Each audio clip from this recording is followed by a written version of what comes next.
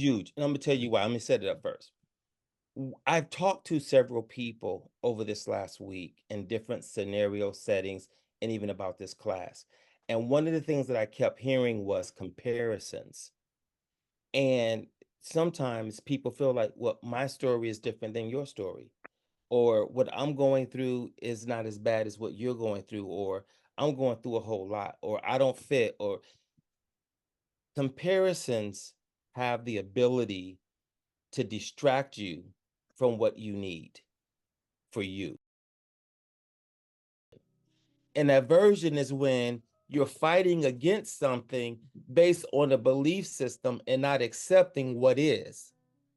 And our belief systems usually come from the aspect that we're comparing other people to us as we compare ourselves to other people. And so, because I compare myself to you based on what I see you doing, now I expect you to compare yourself to me based on what I'm doing. And when you don't compare and follow the rules of comparison by doing what I think you should do, because I've done what I think I should do based on what I've seen. Now I'm mad at you because you're operating in your free will, not under the confines of what you feel is true to you, even if what's true to you bothers me, hurts me, or frustrates me. Comparison creates pain and it hinders our purpose and, as Glenda said, creativity. And that's huge. It's huge. And I remember growing up, young man, and so we started talking about stories again. I was different. I carried my books the way my sisters, I would just say, like the girls carried their books. I had all these different tendencies, and so I was always comparing myself to guys and what they did, and they would, and before you know it, it kind of messes up your mind. You don't know where you're at, who you are. You have all these different challenges because you're comparing versus understanding that perhaps my blueprint is different than theirs. Perhaps I'm supposed to have another level of sensitivity, another level of compassion and care because some freaking 30 years later, I'm going to be a therapist. I'm going to be a guy who has clients and I have to talk to them. I'm going to have a great audience of women and who I'm speaking to. And so my ability to connect on an emotional or a more sensitive matter or nature is going to be important for me. But if I'm trying to be the cookie cutter guy, then I would be creating more pain trying to be something while forsaking who I'm actually supposed to be. The concept imposter syndrome is huge.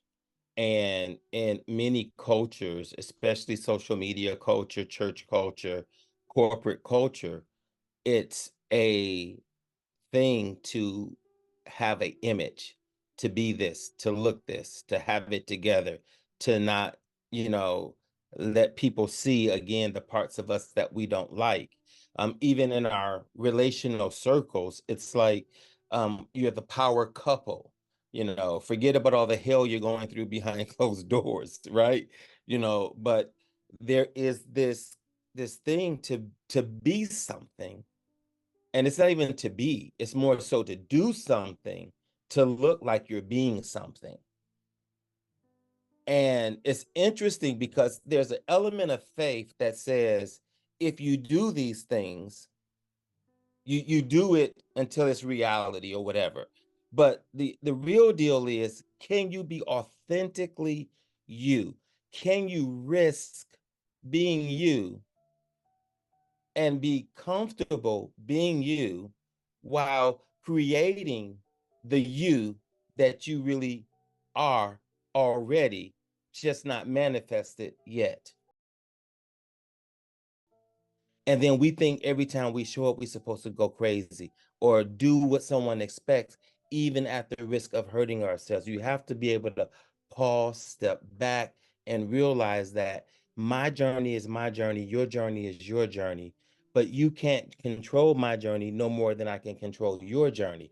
Now, here's why I brought that up, is because that whole week I was fighting against the fact that I needed certain medication, certain doctor's visits, and I wasn't getting what I needed. And because I wasn't getting what I was needing, I fought and I resisted what they were saying and what they were doing. Was I right to advocate for myself? Yes. Was I right in what I needed? Yes. Did I get myself in the situation? Yes. But still, I was right for asking, because if a person is in pain, they should get what they need. If a person needs to see the doctor, they should be able to see the doctor. Can anybody agree with me on that? Am I right? But it wasn't happening. And the more I fought against it not happening, the more angry I got, the more out of character I became. Somebody said, let me guess, the VA. It was not just, it was the VA and community care help.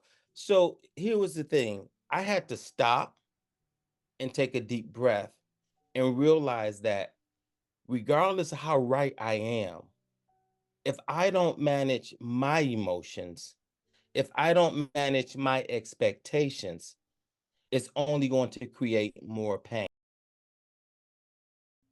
Where is everybody when I need them? I'm always there. I'm taking care of everybody. I do everything for everybody. Well, when it's my turn, who's there for me? Where did that story come from?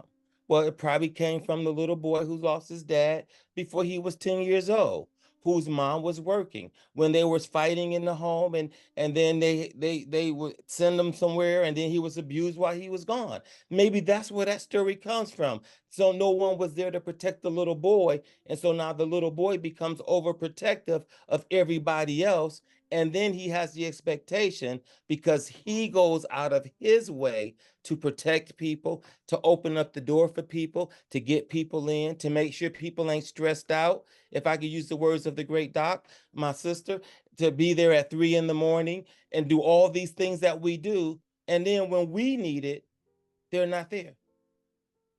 It's like, wait a minute, something's wrong. If I don't adjust my expectation, it only created more pain. This is about narrative. These are the stories that we've heard. If you do this, this is what you'll get. Mm-hmm. If you love them in their love language, then they'll love you in your love language. Not so. But they should If at least try. right, Like, and we're not but no, talking about not trying, right? Come on. Come on. And so imagine, so for me, it's really crazy because again, therapist, coach, preacher, all these different, everything in my life says you take care of people and people should take care of you. And then when you've been in a marriage, for those of you who are in marriage and things of that nature, if you do these things, if you're faithful, they'll be faithful. If you give to them, they'll give to you. And so we fight with this. And it's almost like when we hear this word expectations, we like, well, I should have expectations. Especially as people of faith. I'm expecting a miracle. I'm believe, you're supposed to, right?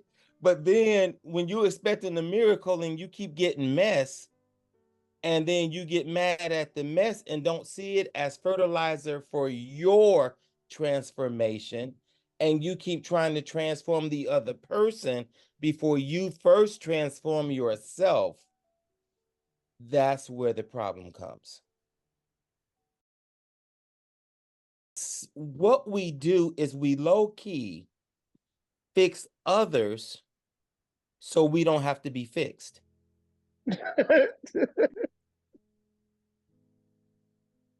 And so if I focus on what you need to change, and can be the other way. Some people can try to make you change so they don't have to change. I'm one of the change agents. I'm about making everybody change so I could be comfortable.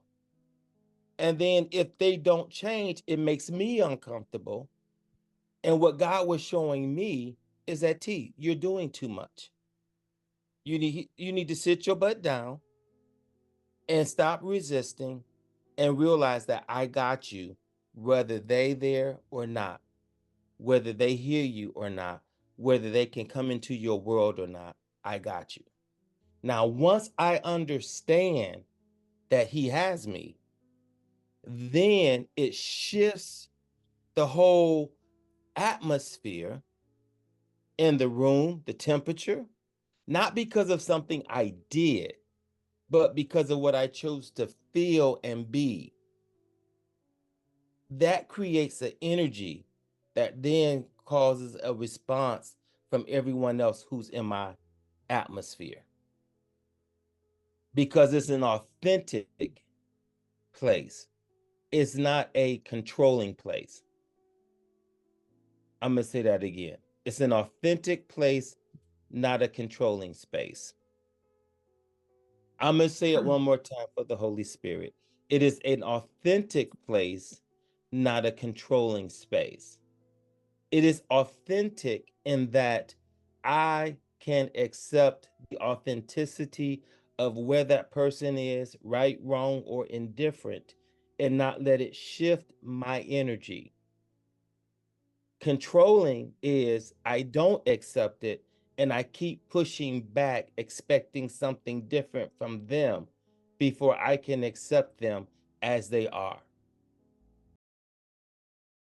When we take matters into our own hand to eliminate the pain, to eliminate the fear, the struggle, that's when we're basically saying, I'm no longer in God's care, I'm in my care, which also mirrors early childhood trauma.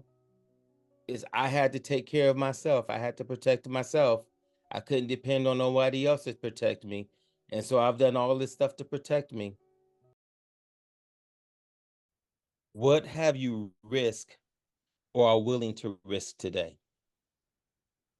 And so when we start talking about these conversations, what is really, and I'm going to, you all going to get this information. What we're saying here is, am I willing to risk being hurt again? Am I willing to risk looking crazy? Am I willing to risk being misunderstood? Because when I take these risks, even to love again, to try again, whatever your risk might be, when I take these risks, it opens up the door for me to free fall. As Rosa was talking about the roller coaster, knowing that God is going to catch me, that I don't have to be responsible for the outcome. I just have to be responsible for the fall.